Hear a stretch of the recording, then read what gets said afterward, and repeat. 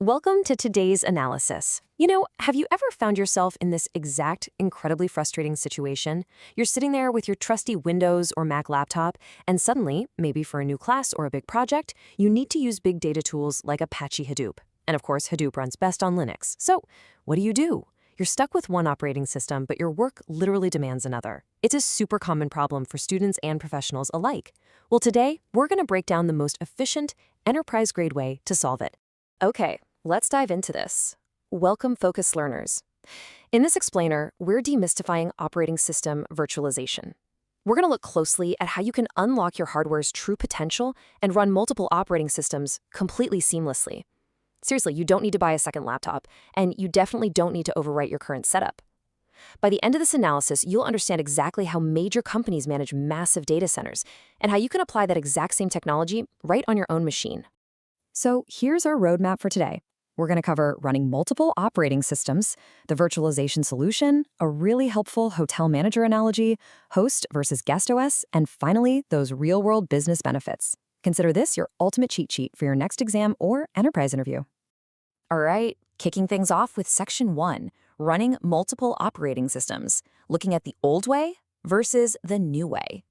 Now, what's really interesting here is the contrast. If you've ever tried to run multiple OSs before, you definitely remember the old friction. Maybe you used a live USB, plugging in an external drive with Ubuntu just to get a temporary workspace. Or maybe you use the traditional dual boot method, where every single time you turn on your computer, you have to wait for that black screen to ask you which operating system you want to boot into today. Dual booting restricts you to running one OS at a time. Even if you have 3 operating systems installed, you're still only using one at any given moment. But OS virtualization, it allows you to run multiple operating systems concurrently. That means parallelly, literally at the exact same time, with perfect isolation so they never ever interfere with each other. Moving right along to Section 2, the virtualization solution, doing more at once.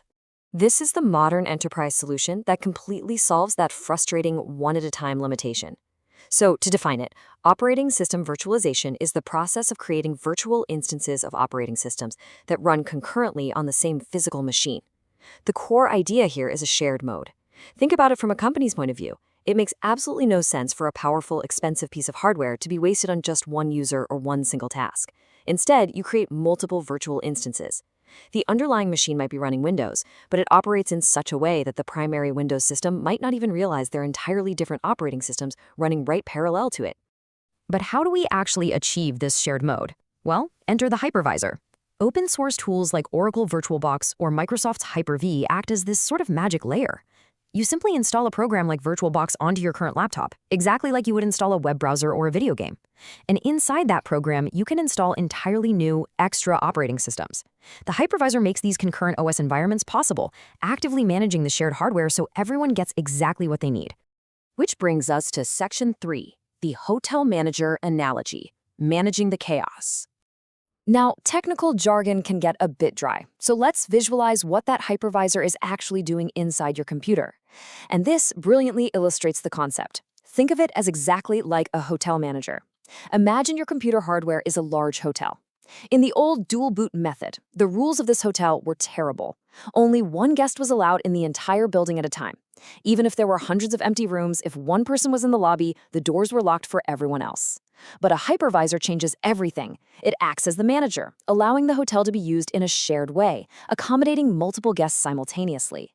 So here's exactly how this manager handles the day-to-day chaos. Step 1. A new virtual operating system arrives and requests resources to run its apps. Step 2. The hypervisor, or manager, checks the available capacity of the physical machine. Step 3. The hypervisor safely allocates rooms, meaning it hands out specific amounts of RAM, CPU power, and hard disk space without any overlap. The manager dictates who comes, who goes, and who gets what, ensuring that every single app on every single operating system runs smoothly and properly in this shared environment. All right, on to Section 4, host versus guest OS, knowing the difference. This is the core terminology that students and IT professionals absolutely must know to understand how virtualization stacks up. The host OS is the primary operating system installed directly on the physical hardware. For example, if you bought a laptop and it came with Windows, Windows is your host OS. On the flip side, the guest OS is the extra virtualized operating system running inside the hypervisor. So when you open up VirtualBox and install Linux to run Hadoop, that Linux is your guest OS. Grasping this hierarchy is just essential. The host provides the foundation, and the guest lives inside the virtual environment. And because of this hierarchy, we get an incredible benefit. One virtual machine crashing does not impact the others. The isolation is perfect. These virtual machines operate entirely independently. So let's say you're doing an experiment on your guest OS, and you make a mistake that causes the whole guest system to fail and crash. Your host OS doesn't even feel it. Your primary Windows machine keeps running perfectly fine. This level of safety and isolation is something you simply do not get with something like live USB drives. Let's wrap things up with Section 5, Real-World Business Benefits. Why enterprises care. So the crucial point is that this safety and efficiency is exactly why big businesses rely on this technology. It isn't just for students trying to do a homework assignment. It is an absolute game changer for massive data centers. First, cost efficiency. There's absolutely no need to purchase new hardware just to run a new application. You just run it in a shared way on existing hardware. Second, scalability. You don't need a new device. You can simply configure and scale up your existing base. Third, portability. You can easily replicate and quickly migrate an entire virtual machine from one place to another. And fourth, testing. At the enterprise level, if developers need to test a new module safely on Windows, they just spin up a Windows virtual machine, test it in total isolation, and if something goes wrong, the core hardware is completely safe. And I absolutely love this point from our source material. CPUs aren't humans. They don't get tired. It's a funny way to think about it, but it's totally true. A CPU doesn't need to sleep. Leaving expensive hardware sitting idle because it's locked into running just one light task is a massive waste of potential. Virtualization allows you to efficiently utilize your resources, maximizing every single ounce of computing power you paid for. Which brings us to our final thought for today's explainer. If one machine can act as many, how much of your current hardware's true potential is sitting idle right now? Your laptop is likely capable of so much more than you're currently asking of it.